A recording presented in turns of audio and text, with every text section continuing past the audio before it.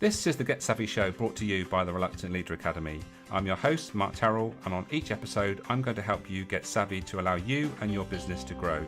We'll be focusing on the 3 elements that lead to business success: your mindset, your processes, and your skills.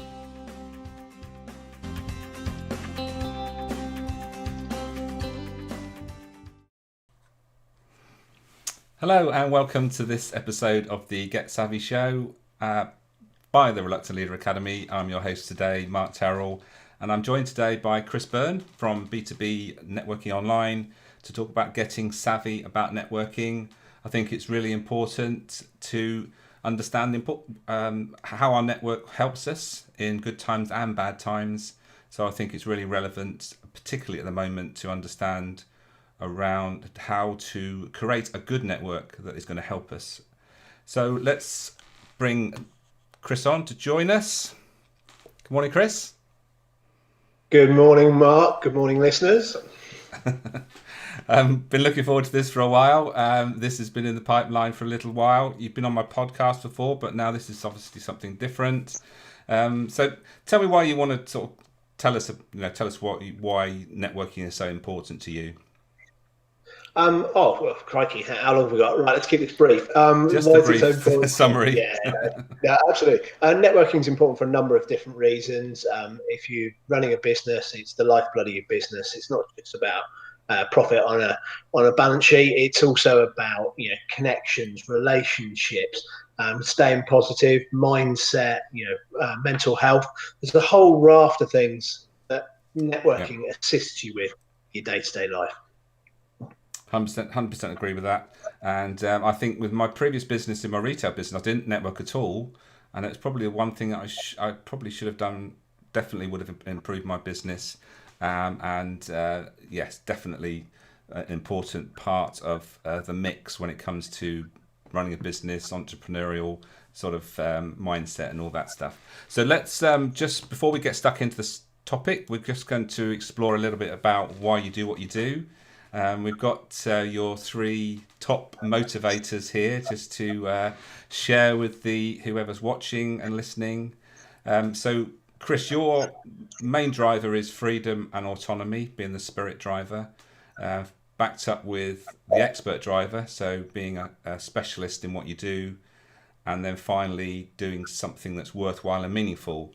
So the question I ask my guests is, how do you see these showing up in what you do and in your business? Yeah, very much. The freedom aspect's really important. I think it's that's why we call people in B2B networking online partners rather than members, because it's very much about the freedom of expression and the ideas driving things forward. And I'm a big, that's one of my huge motivators, to have collaborative partnerships and working. So I love all of that. The expert knowledge, I do suffer from OCD, Mark, so as you well know, so I have to learn everything in detail and be able to hopefully impart some of that wisdom to others as well. We've just talked about the meaning, why network, that type of thing, and that's really important to me. It's don't commit to something if you don't know why you're doing it in the first place, because you can probably spend that time somewhere else in something where you are more motivated to do it. But I enjoy networking, so I'm motivated to do that 24/7. So there we go. It's good to hear. It's interesting what you said about the expert, actually. Expert drive is great because we want to have a knowledge around something, but it can also be a bit of a noose around our neck, in that it can hold us back because we have to be a specialist and know everything about everything before we or take that step forward. So it's something to be aware of, but obviously there's no good or bad motivation, no good or bad motivation map. It's just understanding how it works for you, and then making sure those things are fulfilled in your business. With the spirit motivation, I call that the entrepreneurial drive. It's about making our own decisions, and I'm guessing that's important to you, doing things your own way. Yeah, absolutely. I think everyone should put their stamp on something. At the end of the day, we've all got a presence, a brand, a spirit, and that lends itself to motivation in itself. Some of us aren't that comfortable when people say you are the brand, or it is your baby, for want of another loose term. But I think if you don't put that stamp on it, that individuality, you need to stand out from the crowd. And there's plenty of different networking options available, as I'm sure we'll discuss, and it's what do we do differently and how do we add value? Indeed. Excellent. Right. So there's what drives Chris. So let's get back to the topic that we're here to talk about today, and that is networking, getting savvy around networking. So we've talked about it briefly a minute ago, but really, what is it about networking that is essential when it comes to business, running a business? Why should we bother having a network? Purely the relationships, one word. Without relationships in business, business falls down. Whether that's a client relationship, whether that's a prospect relationship, whether it's a referral partner relationship, or whether it's a supplier relationship, all of these things carry weighting. And without all of those together, you don't necessarily have a business. You need supply, you need demand. That's the economics of a situation. But how are you going to bring those two together, and how are you going to sustain that over a period of time? Very often with networking, people put short-term goals, and networking should always be looking into the future. And I know we're in times where looking into the future is harder than what might happen at the lectern of doom later on today or something. But you need to do that. And networking, there's no better way to bring all those things together than to have a strong network around you. Yeah, absolutely. I think a lot of people put pressure on themselves when they first walk into a room. I know we're not doing that at the moment, but when you are joining any sort of networking, there's a sort of an unconscious sort of pressure we put on ourselves that we have to get some sort of outcome. But I think being realistic is one thing you've got to be. And also, when you say about an outcome, just to make a connection is an outcome, because you never know how that connection might help you. Absolutely, and people have many different reasons why they network. And as you know, I take time out, even though we're online, to do quarterly reviews with our partners and find out what's going on behind the scenes, because everyone's got a different motivator why they network. And in this time that we've been in at the moment, one of the key drivers for that actually just seeing some people and being connected with like-minded people. that's been massive for people in particular in our network that maybe live on their own. And business owners, so they've got strong passion to do something, but they've relied on, as you said earlier on, being able to physically go into a room or physically see clients, and even having the one-to-one meetings that you generally have in networking, that cup of coffee, that lunch, that whatever that keeps us all motivated and going, that just hasn't been possible. So the fact that you can bring people together from all over the country to provide that support and that communication every week, for me, it's just fantastic. Yeah, and I think it's about the actual meeting is only part of the process, isn't it? It's you've mentioned about one-to-ones, which used to be sort of outside the meeting, but I've noticed that sort of one-to-ones are becoming more part of the meetings that the day-to-day meetings that we have, as opposed to something that's outside the meeting. And I think that's probably something that has come about because of the technology and because of the online nature of networking now. Yeah, I totally agree. From when we were doing face-to-face networking, it'd be very hard within a venue setting to send people off into loads of little small rooms that are probably booked by other people. So, yes, Zoom and others have provided obviously this platform where we can do that. So, I think technology, one of the things about the pandemic, as it's probably brought technological advances into networking maybe 5, even 10 years earlier than perhaps it would have done.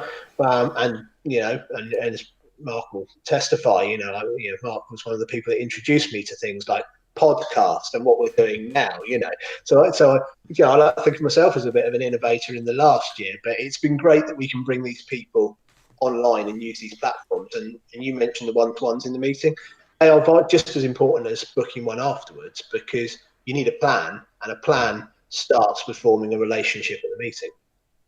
Yeah, it's about those developing those relationships, and it doesn't happen instantaneously. Sometimes it does. I mean, sometimes you click with someone instantly, and then something happens, doesn't it? It's like magic. But that's not the norm. It's about developing over time. And you've mentioned about partnerships is what you talk about within B2B. It's developing that partnership so that ultimately we can work together or refer one another, isn't it? Absolutely, yeah. And partnerships are vital. Collaborative working. I've been doing the networking scene for a long time, and I never disparage where I've been before, because they've put connections in front of me that are now clients, or they're people that I have a great deal of trust, and I've got a lot of friends that have been formed that way as well. So I get a lot of personal benefit from that as well. So I'm a big follower of Adlerian psychology, which sort of says that we're all moving forward at the same, maybe just one in front of the other, but all going towards that same goal. So there isn't this competitive nature that has to be. And that's vital as well, to explain that to people when they come along to B2B networking, that, hey, if there's another accountant and you're an accountant in the room, it doesn't matter. What matters is the likelihood is that you're both pursuing different goals, different motivations, with maybe a general tag of what you do, but you're unique and you're probably going for a different client base. And if you can work together and actually pass business to each other, well, there's something that blows the mind, doesn't it? Yeah.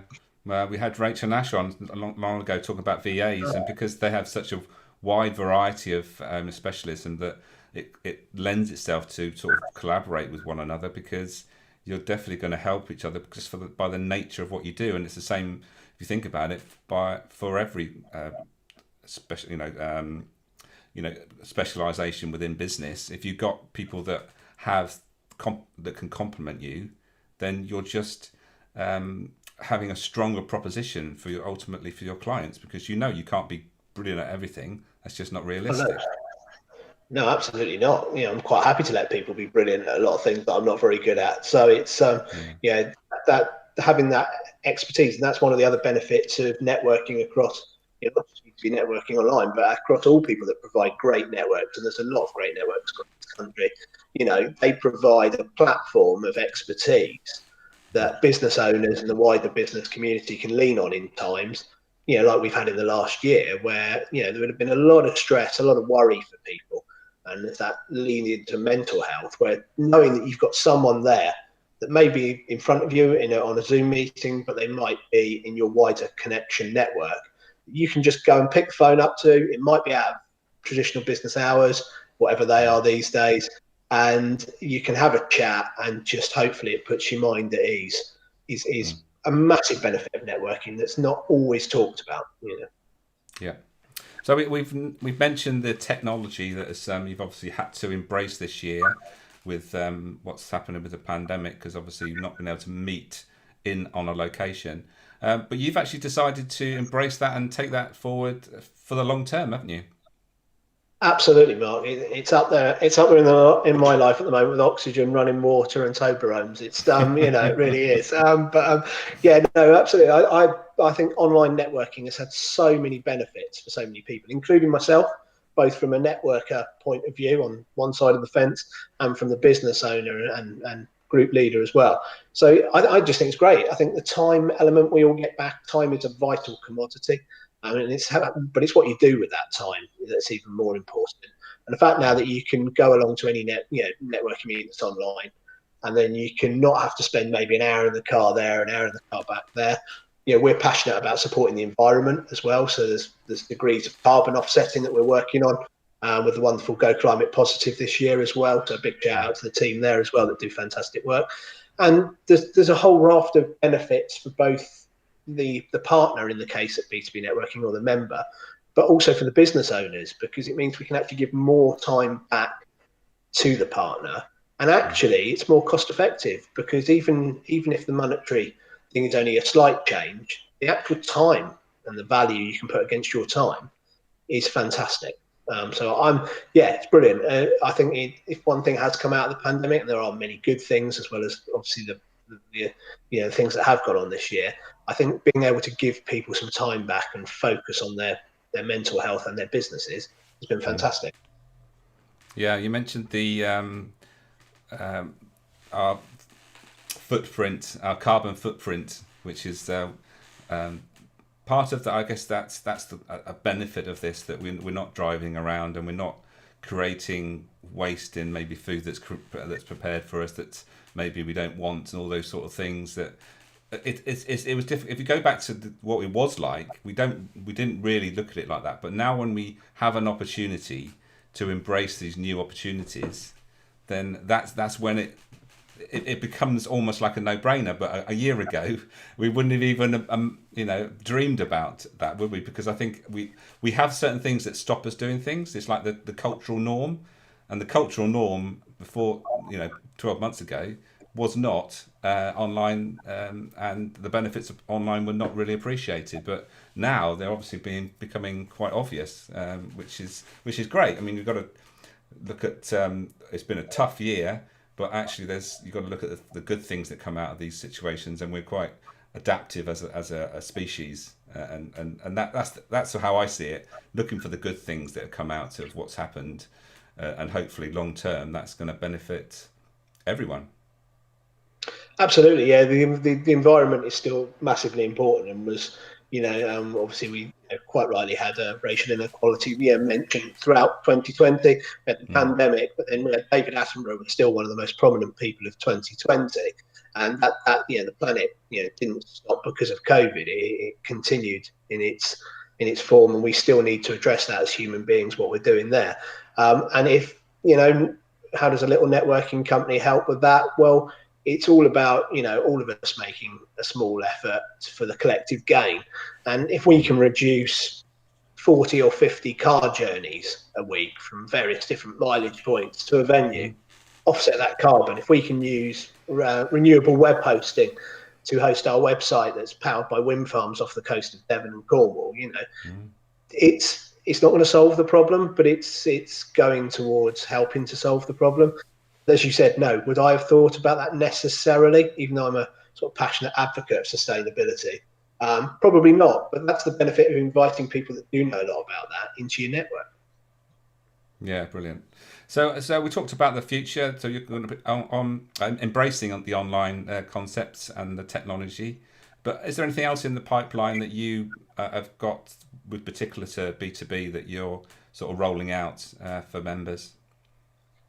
Yeah, we've got a number of different things that are irons in the fire. I can't make any sort of big launches today for you, Mark, any exclusives, but we are working on a number of different programs that are around There's the networking angle, and then very often what falls down still with networking, and I'm as guilty as charged with this because we're all busy people still, is the action points off the back of that. And you'll know with what you do with a lot of business leaders and whatever else, it's all right having a task list to do, but if you don't either delegate it to the right people and get the right expertise or put the right effort into doing it yourself, it doesn't tend to go anywhere. So we're looking at more at the other end of the scale. So you've done your networking, you've built your relationship, but how do you translate that into action points? How do you translate that into actual, say, invoices and actually making some additional business? So we've got a couple of schemes coming up. We'll probably launch, I would say, in a couple of months' time. But unfortunately, I can't put a name to them for you today because I'm in the early discussions and what they are. But of course, they will add tremendous amounts of value. They will still have my lovely input into it, and what's not to love about that. So watch this space. Basically. Well, it's all progress going forward, isn't it? And it's when we got all this technology to hand. I mean, we're here, broadcasting live across 4 platforms. I wouldn't have imagined me doing this a year ago. But actually, once you've got the technology, it's actually, because I'm a high creator motivated, I like innovation. What I'm looking for is new ways to do things.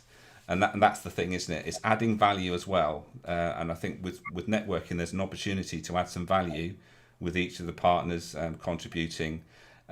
So if we talk about leadership here, and whether you see, I'm sure you do see yourself as a leader, Chris, because you've created this network. So with regards to leadership, where do you see where are you on the path of leadership, do you think? Well, answering your sort of first question, I've got a mirror behind this laptop with the word leader written on the top just to reinforce the message to myself today. So thanks for that, Mark. Where do I see myself on the path? I think it goes into community as well. There's another aspect to being a leader as well. I think the network is, I think, quite a sort of business terminology, but it lends itself to community. And then within a community, you generally still have leaders within a community. So where I see B2B networking online going, if I am that leader or one of those leaders within that, and that's a network that grows and ticks off some of the things we've already discussed, helps the environment, helps people's mental health, helps businesses grow, which is the fundamental reason people go networking, and helps people stay connected. If my stamp on that, with the technology that we've also brought in, that we're on now and we've just discussed, I'm happy to be called a leader. Does it sit well with me? And it doesn't, because I'm quite happy to take criticism, but I'm particularly British and self-reserved, don't like taking praise. It's a bit hard, But so yeah, but I know I am a leader because people have signed up to me, in essence, which is lovely. And a big thank you to any of you that are listening now, including the lovely Mark Terrell that's obviously here now, for trusting in me, because it does mean a lot, on a sort of more humble note. But Chris, leadership is about getting people to follow you, and if you've got all your members are joining because they believe in you, and you're setting an example, and they believe in what you're creating. So leadership is not about being in charge as such; it's actually showing the way, and I think you do that really well. With respect to where you are on that journey, when you set something up, you have to have a vision. So what that vision was a networking organisation that was going to be partner based, blah blah blah. But as things progress and as things evolve, what happens is that the members or the people that have started following you take on some responsibility, and so they want to play a role, not because they want to be in charge, it's because so I see that happening. It's almost like a natural thing that people want to play a part. So do you see that happening as things go forward, that there's others are going to take more of a role within the business or within the network? Yes, I do, and you're quite right. There's many different definitions of leadership, and that's one thing that I'm massive on, because one of the benefits of B2B networking is the fact that I don't enforce fixed term contracts. So I'm not doing a sales pitch on B2B networking. What I'm doing there is I'm giving the responsibility back to the client, in effect, and saying, I feel this is going in the right direction. We've got people here that believe in it as well. We'd love you to come on this journey with us, but we want you to feel that you can contribute, shape, lead yourself in X amount of months' time. And to answer your question more directly, yes, there are people in the network that have been with us since we launched back in April last year that are going to take much more active roles in the coming months. We've got ambitious growth plans in terms of numbers, as I'm sure every network has, but you can put numbers into anything, but numbers mean nothing. It's not a plan, and not the right leaders in place to put that vision across. And it was quite interesting you mentioned vision there, because I had a bit of a chat with someone the other day, and we didn't have a disagreement, because I'm too nice a chap to have a disagreement with anybody, obviously. But unless it's about football, then that's another matter entirely. But what we'll do is, they said that I believe there's enough value in this already, and I said there can never be enough value in something. There can always be more value in something. How you deliver that more value, whether it's an intangible or a tangible, is down to leadership, because you have to convince people that there is further value to be had. But the day that you stop, telling people this is the maximum value that we've got and it's not going to ever evolve, I think is the day that you need to sort of put down what you're doing and have a go at something else. Absolutely spot on. Couldn't have put it better myself. Chris, sadly our time is running out. We can't sit here all day chatting. However much that would be enjoyable. How can people find you? Where would they find you on? Yeah, they can find us. We're national, so it's B2B Networking Online. So you can go on the website, b2bnetworkingonline.co.uk. We're very prominent on LinkedIn. Put B2B Networking Online, find the company page there. Myself as well, my personal profile on LinkedIn, very active. I'm always happy to have a chat with anybody about anything. Never close the door before it's been put to the jar. And likewise, just you can drop us an email or send a carrier pigeon. We're welcome of those as well. So. Excellent. Right, thanks, Chris. Really enjoyed it. I will let you go now, and I will see you somewhere networking very soon, I guess. You will do indeed. Thank you very much, Mark.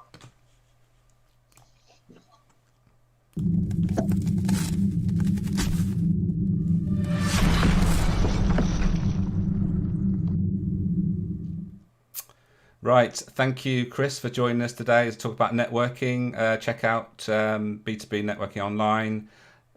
It's a great organisation. I've been a part of it for a while, and really enjoy and value Chris's support and what he's set up there. So let's talk about what's happening within the Reluctant Leader Academy, and that is the Get Savvy Club. It's now pretty much open. Click the link below. I'll put that in the comments as well. And what is it all about? Why would you want to join the Get Savvy Club?